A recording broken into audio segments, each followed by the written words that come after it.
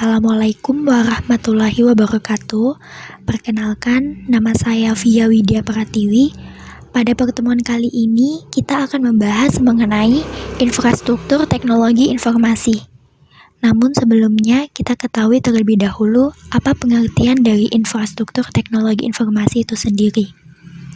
Infrastruktur teknologi informasi dapat didefinisikan sebagai sumber daya teknologi bersama yang menyediakan platform untuk aplikasi sistem informasi perusahaan yang terperinci. Infrastruktur teknologi informasi meliputi investasi dalam peranti keras, peranti lunak, dan layanan seperti konsultasi, pendidikan, dan pelatihan yang terbesar di seluruh perusahaan atau yang tersebar di seluruh unit bisnis dalam perusahaan. Infrastruktur teknologi informasi terdiri atas kumpulan perangkat dan aplikasi peranti lunak yang dibutuhkan untuk menjalankan suatu perusahaan besar secara keseluruhan. Namun, infrastruktur teknologi informasi juga merupakan sekumpulan layanan firewall atau mencakup seluruh perusahaan yang dianggarkan oleh pihak manajemen dan terdiri atas kapabilitas manusia dan kapabilitas teknis. Layanan yang dapat disediakan oleh perusahaan untuk para pelanggan, pemasok, dan para pekerjanya adalah kegunaan langsung dari infrastruktur teknologi perusahaan tersebut. Idealnya, infrastruktur ini mendukung bisnis perusahaan dan strategi sistem informasinya. Teknologi informasi yang baru mempunyai dampak besar terhadap bisnis perusahaan dan strategi sistem informasinya. Teknologi informasi yang baru juga mempunyai dampak besar terhadap bisnis dan strategi teknologi informasi, sama seperti layanan yang dapat disediakan bagi para pelanggan. Yang selanjutnya, tahap-tahap evolusi teknologi informasi. Infrastruktur teknologi informasi di dalam organisasi saat ini merupakan hasil dari evolusi selama lebih dari 50 tahun di dalam platform komputasi. 5 tahap dalam evolusi ini adalah yang pertama, era mesin akuntansi elektronik. Evolusi mesin akuntansi elektronik pada tahun 1930 sampai 1950 adalah mesin akuntansi elektronik terspesialisasi yang merupakan komputer primitif yang digunakan untuk perusahaan akuntansi. Yang kedua, era mainframe umum dan komputer mini. Infrastruktur teknologi informasi dalam era mainframe tahun 1959 hingga sekarang terdiri atas sebuah mainframe yang melakukan pemrosesan terpusat yang dapat dihubungkan ke ribuan terminal dan pada akhirnya beberapa komputansi terdesentralisasi dan per departemen menggunakan komputer mini dalam jaringan. Yang ketiga, era PC. Era PC tahun 1981 hingga sekarang dalam infrastruktur teknologi informasi didominasi oleh penggunaan komputer desktop dengan perangkat produktivitas kantor. Yang keempat, era klien atau server. Infrastruktur yang lebih mendominasi pada era klien atau server pada tahun 1983 hingga sekarang terdiri atas jaringan klien desktop atau laptop hingga komputer server yang lebih kuat menangani kebanyakan pengelolaan dan pemrosesan data. Dan yang kelima, era komputasi internet perusahaan. Perubahan infrastruktur teknologi informasi yang di atas telah menghasilkan perkembangan dalam pemrosesan komputer, chip memori, perangkat penyimpanan, telekomunikasi, dan jaringan peranti keras dan peranti lunak. Dan rancangan peranti lunak yang telah meningkatkan daya komputasi secara eksponensial sementara mengurangi biaya secara eksponensial. Perkenalkan, nama saya Gilang Ramadan. Saya akan melanjutkan materi tentang komponen infrastruktur. Infrastruktur TI saat ini menghasilkan 7 komponen utama. Komponen-komponen ini adalah investasi yang harus dikoordinasikan satu sama lain untuk memberikan infrastruktur yang koheren bagi perusahaan. Saya akan menguraikan beberapa komponen infrastruktur TI. Yang pertama, platform perangkat keras komputer. Pasar perangkat keras komputer menjadi semakin terkonsentrasi pada perusahaan-perusahaan papan atas seperti IBM, HP, Dell, dan Sun Microsystem, serta 3 produsen chip terkemuka. kalangan industri secara bersama-sama menyepakati Intel sebagai prosesor standar untuk kegiatan komputasi organisasi bisnis, dengan pengecualian utama di pasar server yang dipegang oleh Unix dan Linux, yang menggunakan prosesor buatan Sun Microsystem ataupun prosesor buatan IBM. Yang kedua, aplikasi perangkat lunak perusahaan. Perusahaan di seluruh dunia diperkirakan akan menghabiskan sekitar $300 miliar untuk perangkat lunak pada aplikasi perusahaan yang dianggap sebagai komponen infrastruktur TI. Yang ketiga, pengelolaan dan penyimpanan data. Perangkat lunak perusahaan pengelola database bertanggung jawab untuk mengorganisasikan dan mengelola data perusahaan sehingga data tersebut dapat diakses dan dapat digunakan dengan efisien. Yang keempat, platform jaringan. Platform telekomunikasi umumnya disediakan oleh perusahaan jasa telepon atau telekomunikasi yang menawarkan konektivitas data dan suara, jangkauan jaringan yang luas, layanan komunikasi nirkabel, serta akses internet. Yang kelima, platform internet. Platform internet harus cocok dan terhubung dengan infrastruktur jaringan serta platform perangkat keras dan perangkat lunak.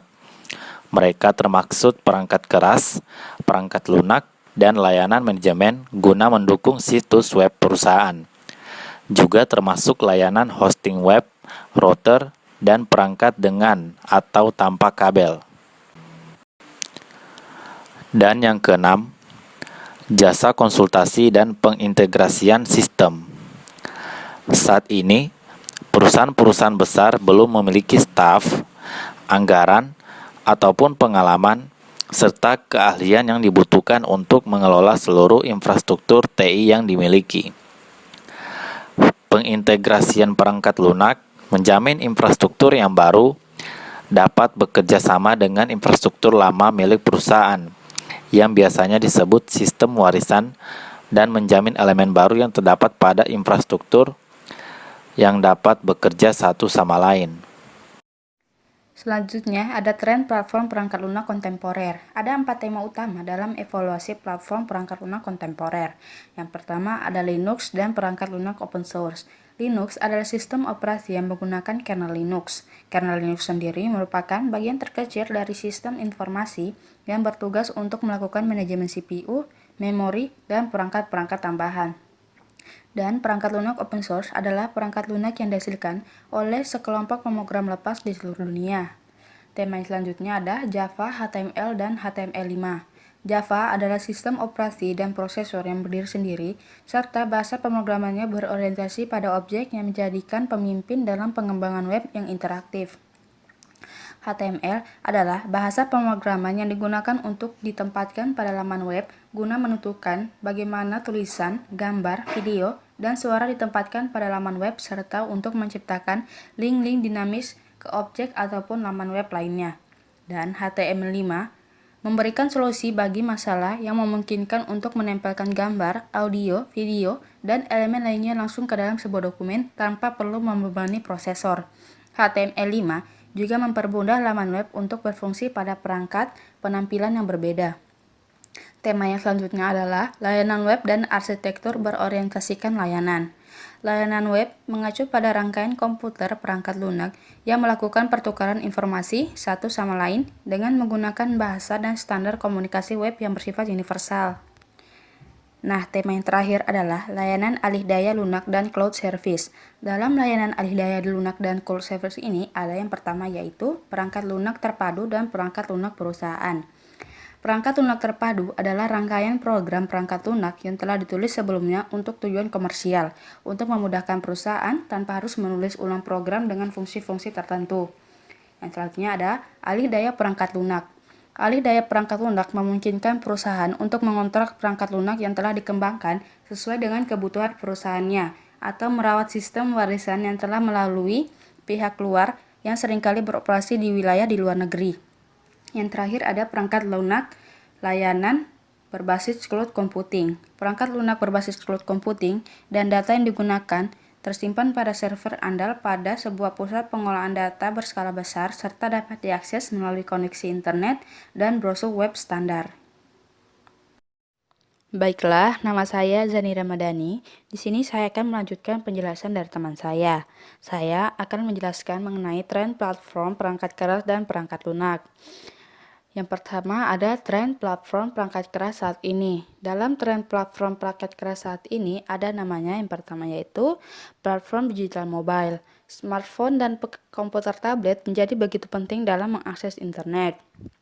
Perangkat-perangkat tersebut semakin banyak digunakan untuk tujuan komputasi organisasi bisnis seperti aplikasi pelanggan. Sebagai contoh, senior eksekutif di General Motor menggunakan aplikasi smartphone untuk menggali informasi penjualan kendaraan, kinerja finansial, matriks produksi, serta status manajemen. Yang selanjutnya ada konsumerisasi dari teknologi informasi. Konsumerisasi teknologi memaksa organisasi bisnis, terutama yang berskala besar, untuk memikirkan ulang cara mereka dalam memperoleh dan mengelola peralatan serta layanan teknologi informasi yang dimilikinya. Selanjutnya ada komputasi jaringan. Komputasi jaringan melibatkan pengoneksian berbagai komputer yang berada pada lokasi geografis yang berjauhan ke dalam suatu jaringan tunggal untuk menciptakan superkomputer virtual dengan mengkombinasikan seluruh daya komputasi komputer-komputer tersebut pada sebuah jaringan. Penyebab digunakannya komputasi jaringan ini biasanya melibatkan motif seperti penghematan biaya, kecepatan komputasi, serta kegesitan. Yang selanjutnya ada virtualisasi. Virtualisasi adalah proses penyajian serangkaian sumber daya komputasi sehingga mereka dapat diakses tanpa terbatas oleh fisik dan geografis. Virtualisasi memampukan sumber daya tunggal untuk ditampilkan kepada pengguna seolah-olah menjadi berjumlah tertentu. Virtualisasi membantu organisasi dalam memaksimalkan penggunaan peralatan, menghemat ruang penyimpanan pada pusat data, dan penggunaan energi. Yang selanjutnya ada cloud computing. Cloud computing adalah sebuah model komputasi di mana aktivitas pemrosesan, penyimpanan, perangkat lunak, dan layanan lainnya disediakan layaknya sumber virtual terpadu pada suatu jaringan yang umumnya adalah internet. Cloud computing terdiri atas 3 jenis layanan yang berbeda. Yang pertama ada infrastruktur cloud computing sebagai layanan. Yang selanjutnya ada platform cloud computing sebagai layanan dan perangkat lunak cloud computing sebagai layanan. Yang selanjutnya dalam tren platform perangkat keras saat ini yaitu ada green computing. Dengan membatasi penyebaran perangkat keras dan penghematan daya, virtualisasi telah menjadi salah satu teknologi utama untuk menyelenggarakan green computing. Green computing mengacu pada praktik dan teknologi dalam merancang, memproduksi, menggunakan, dan menempatkan komputer, server, beserta perangkat bawaannya seperti monitor, printer, hard disk, serta perangkat jaringan dan telekomunikasi lainnya untuk meminimalisasi dampaknya bagi lingkungan. Yang selanjutnya ada proses hemat energi dengan kinerja prima. Cara lain untuk mengurangi kebutuhan listrik dan kegagalan perangkat keras adalah penggunaan prosesor yang hemat energi dan lebih efisien. Yang selanjutnya ada komputasi otonom. Komputasi otonom adalah upaya kalangan industri untuk menciptakan sistem yang dapat mengonfigurasi, mengoptimalkan, dan menyesuaikan dirinya sendiri, memperbaiki dirinya sendiri ketika mengalami masalah, serta melindungi dirinya sendiri ketika ada penyusup yang ingin masuk dan menghancurkan dirinya sendiri. Perkenalkan, nama saya Rahmi Anggita Astari. Di sini saya akan melanjutkan materi yaitu mengevaluasi tantangan dari pengolahan infrastruktur TI dan solusi manajemen. Tantangan infrastruktur yang utama yaitu meliputi atau menghadapi perubahan infrastruktur, menyepakati manajemen dan tata kelola infrastruktur, dan melakukan investasi dalam infrastruktur secara bijak. Petunjuk solusinya meliputi atau menggunakan model kekuatan kompetitif untuk menentukan berapa banyak pengeluaran untuk infrastruktur TI dan di mana seharusnya investasi strategis dalam infrastruktur tersebut dilakukan, dan menghitung biaya kepemilikan total aset teknologi informasi. Kemudian, biaya total dari kepemilikan sumber daya teknologi tidak hanya sekedar biaya perangkat keras dan perangkat lunak saja, tetapi juga biaya upgrade, pemeliharaan, bantuan teknis, serta pelatihan perangkat keras dan perangkat lunak.